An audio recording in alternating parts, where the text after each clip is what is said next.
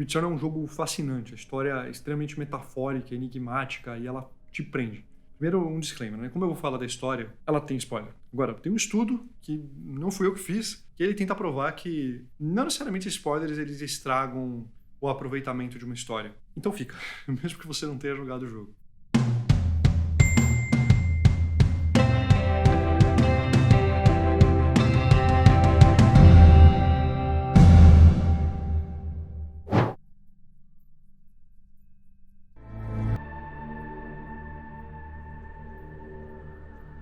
O jogo começa com Celine, uma astronauta de um futuro não determinado, recebendo um sinal, a Sombra Branca, deste planeta chamado Atropos. A aproximação desse planeta é proibida, mas ela vai mesmo assim. Sua nave, o Ilios, cai e fica destroçada. Celine está presa no planeta, sem conseguir se comunicar. Ela decide seguir jornada mesmo assim por essa fauna, bioma alienígena, e atender ao chamado da Sombra Branca. Logo em seguida, ela acha uma arma, igual ao dela, num corpo de um outro astronauta. Quando ela vai ver a verificação, ela percebe que é o seu corpo. Que porra é essa? Mas segue o jogo. Celine é uma astronauta treinada. E esse tipo de distração não vai ser suficiente para fazer com que... Esse tipo de coisa não vai servir como distração para ela sair do rumo da missão dela. E avançando um pouco mais no planeta, você começa a encontrar outros corpos seus com alguns diários de patrulha. E nesses diários você percebe que é a voz de Celine. Só que, de novo, Celine não tem tempo para gastar com esse tipo de coisa não práticas e segue o jogo. Você acaba encontrando mais monstros até que chega uma hora que você morre. Você vê flashes rápidos, confusos, do que parece ser o passado de Celine, alguns flashes do acidente e, pum, você acorda dentro da nave, né, o Ilios, batido ali no planeta Atropos. Celine está presa no que parece um loop temporal. O que ela havia encontrado de fato era um corpo dela, de um passado seu que tentou fugir, escapar desse planeta e chegar ao sinal de socorro da Sombra Branca. Para fazer isso, você tem que passar por alguns biomas, até finalmente chegar no que parece ser o antigo berço dessa nação alienígena que reinava nesse planeta antes e parecem ser os que emitiram o sinal da Sombra Branca. Você está numa citadela de 1000 anos atrás. E no meio dessa sua jornada, você encontra uma casa americana do século XX. A sua casa americana do século XX. Que é bem peculiar ter isso numa fauna alienígena.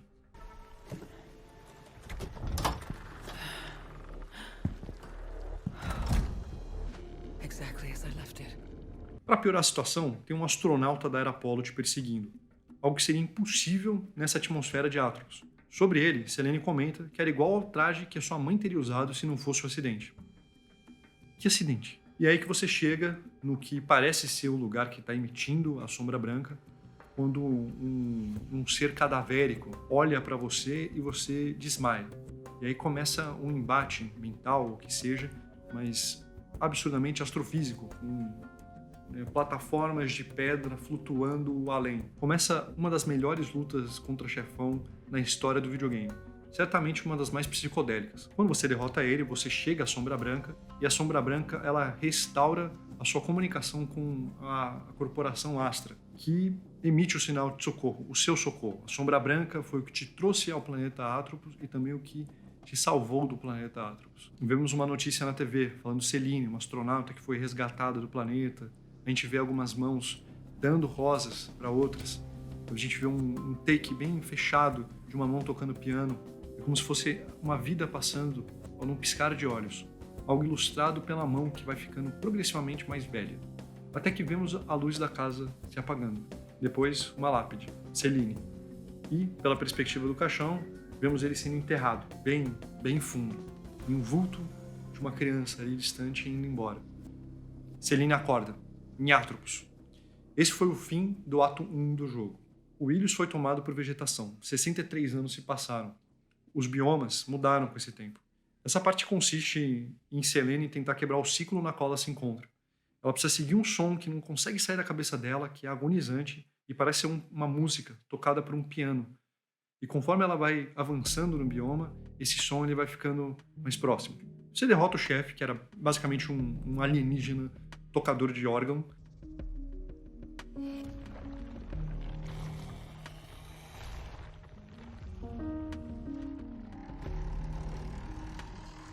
E assim que você derrota ele, a música parece que cessa, mas ainda fica presa na cabeça de Celine. E ela desbloqueia a chave fragmentada, que dá acesso para o próximo bioma. E nesses 2 outros biomas, uma jornada até ela se afundar ainda mais no planeta Atropos. Ela consegue uma tecnologia que permite que ela vá nas profundezas daquele oceano. E Selene comenta, se chegar até as profundezas, ela pode destruir o que destrói ela. Avançando mais e mais nesse bioma subaquático, você encontra um chefão e você derrota ele. Depois você vê um buraco no abismo e você decide se jogar, se aprofundando ainda mais nesse bioma interminável. E aí, no meio do caminho, ou seja, nas profundezas de um oceano interminável, você encontra um sedã preto. Selene não dá muita bola para isso e logo depois ela acha mais uma vez um cadáver dela com um desses audiologs. E ela fala que ela finalmente se lembrou de tudo. Ela se lembrava do porquê que ela estava lá. O acidente. Sempre foi sobre o acidente. Selene não fica se prendendo muito a devaneios e segue o jogo. Você chega numa massa que parece uma nuvem em forma de cérebro radiante. E ela te joga para trás e aí você vê essa criatura Lovecraftiana. E Selene pergunta se você queria que eu visse algo. Selene tem uma visão com a vista da floresta, a mesma que aparece em vários flashes quando você morre, quando você dorme. Só que agora a câmera continua, ela vai atravessando e a gente vê um carro, igual aquele sedã preto que a gente viu há pouco tempo. Uma mulher que parece muito com Selene está dirigindo ele. E logo atrás no banco tem uma criança que pergunta, você está vendo a sombra branca? A mãe ajeita o retrovisor, meio que tirando a criança de vista, e ela parece estar com um semblante cansado. E no fundo toca a música, entre parênteses, Don't Fear, fecha parênteses, The Reaper. E o rádio começa a falhar. Selene se distrai, de repente, um astronauta da era Apollo, aquele mesmo que te persegue o jogo todo e te assombra, fica na sua frente. A mãe desvia, mas perde o controle do carro, que bate e cai no rio. O carro funda, com a mãe e criança dentro. E uma luz, igual daquela criatura que a gente vê há pouco tempo atrás, acorda a mãe, que desesperada tenta alcançar a criança. A câmera em primeira pessoa mostra o braço da mãe tentando alcançar o filho, se afastando conforme as bolhas de água tomam conta da tela. Ela fica preta. De novo, uma cena em primeira pessoa. A câmera está submersa e a gente vê a luz da superfície. Só que de repente alguns tiros de fumaça, que parecem uns projéteis que você desvia tanto no jogo, tomam conta da tela. De novo a escuridão. Returnal, título do jogo. E a voz da Selene. Você vê a sombra branca, sobem os créditos. E aí você deve estar se perguntando, que porra foi essa? Bom, lembra que eu falei daquelas sequências da casa do século XX? Elas acontecem em primeira pessoa e a própria Selene fala que são como memórias do seu passado, mas que não aconteceram exatamente daquela forma. São quase como se fossem fabricadas. E logo quando você entra pela primeira vez, Selene olha para os remédios e comenta: faz tempo que não tomo um desses. Em uma das sequências, a gente vê um polvo de pelúcia, que a Selene fala: eu lembro de você, dando a entender que pode ser um memento da infância dela.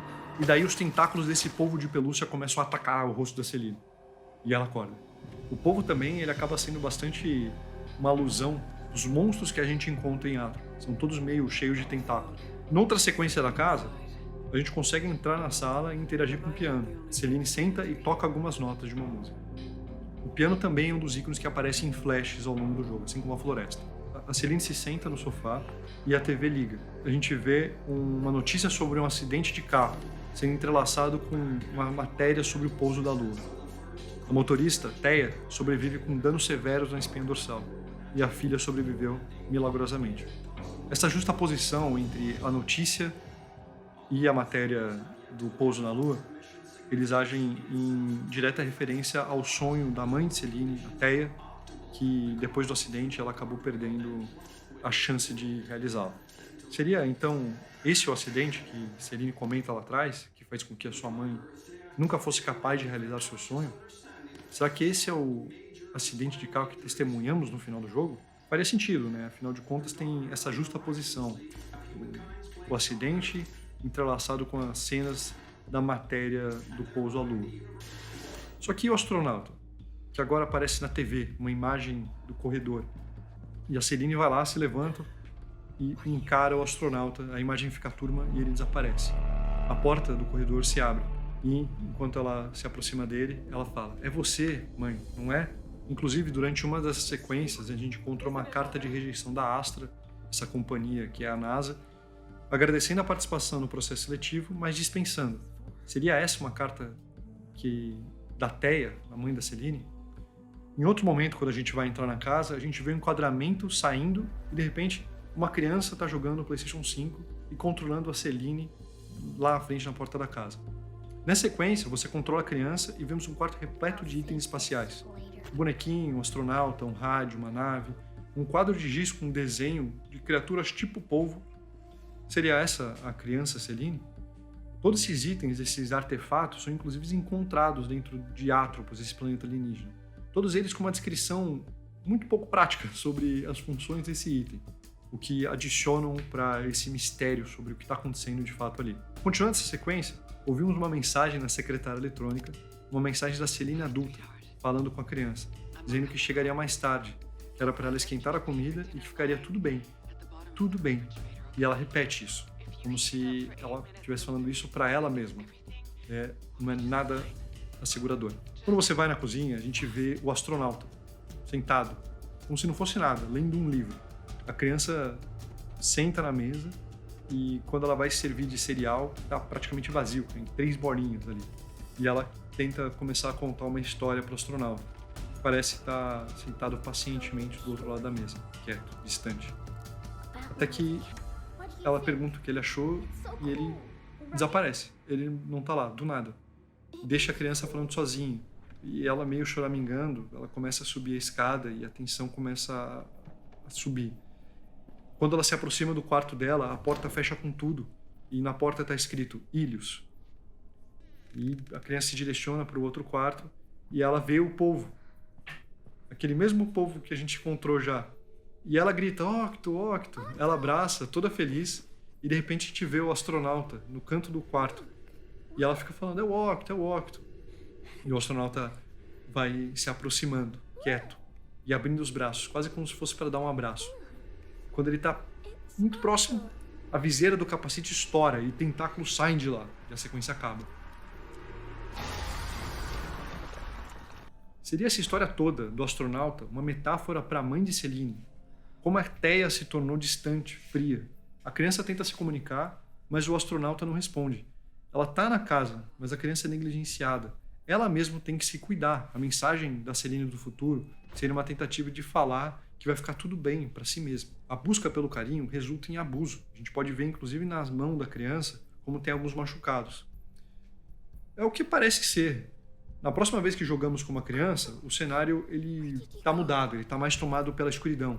A música ela está mais tensa e a criança ela fica gritando à procura do Octo. Octo, Octo, a gente precisa ir embora. Silêncio, silêncio. Não deixe o monstro ouvir.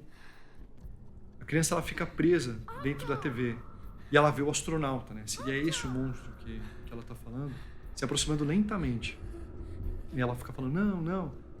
Quando o astronauta se aproxima, ela apaga de novo. Quando ela acorda, ela está na casa e ela se aproxima até o telescópio. E ela fala, eu não estou mais com medo. E olha para as estrelas. Seria isso, né, uma busca da Celine criança, procurando refúgio num planeta distante nas estrelas, que seja diferente da vida terrena dela e sofrida. Quando a Celine acorda, agora adulta, em Atropos, ela vê a sua nave, o Ilhos, caindo e comenta, eu destruí o Ilhos. Eu entendo agora. Eu sou a causa de tudo. É difícil chegar numa conclusão do que aconteceu. Essas dúvidas elas persistem por conta da natureza extremamente metafórica e altamente interpretativa do jogo. Uma leitura possível é que Theia, ela sonhava em ser um astronauta, ela foi rejeitada pela empresa Astra, ela ressentiu a Celine criança, às vezes não conseguiu se dedicar como ela deveria e ela direcionou a frustração dela em direção à criança. E ela acabou sofrendo o acidente. E esse acidente afundou de vez os sonhos dela. E ela se tornou progressivamente uma pessoa frustrada e abusiva com a Celine. A ponto dela se tornar essa personificação, o sonho dela ficando distorcido e se tornando um astronauta. O que era um sonho agora se torna um pesadelo. Celine, por sua vez, ela encontra refúgio no próprio sonho da mãe. Nessa fantasia interestelar. Ainda assim, Celine teve uma infância muito difícil, que justificaria a quantidade de remédio que a gente encontra ali. E Celine fala que há muito tempo ela não tomava. Bom, parece que é isso, né? É confuso, mas entendemos. Só que não. Esse é um final do jogo. Ele ainda tem um final secreto. Alguns diriam um final verdadeiro. Depois de ir atrás de vários fragmentos do Sol-Chave, que você precisa ir em cada um dos biomas coletando eles, você consegue ter mais uma sequência na casa, na qual a gente vê a Celine entrando e falando: mãe, eu estou em casa, e parece que ela vai enfrentá-la. Descendo a escada, ela fala: eu lamento o que aconteceu, mas você mereceu. Precisamos esquecer para lembrar, precisamos ir para voltar, precisamos morrer para viver. Todo esse tempo, por que você parecia tão assustadora, quando era tão menos? Ambas estamos quebradas. E aí a Celine, ela vai descendo e encontra a cadeira de rodas e ela se senta. Quando ela acorda, ela está num trono em Atropos, ao lado de 2 esqueletos, ambos sentados. E, na sua mão, uma chave de carro, com um chaveiro do astronauta. Lembra aquele sedã preto que a gente viu logo depois do último chefe? Bom, a gente volta, enfrenta ele mais uma vez e a gente volta lá. A gente abre o carro. Rola uma cena. A gente vê uma criatura tentaculosa, esquelética, sentada numa cadeira de rodas. Ela ataca a Celine. A Celine fala: eu falei para me deixar em paz. Celine resiste. E aí essa criatura cai no chão. Aí aparece na legenda: Teia, Celine.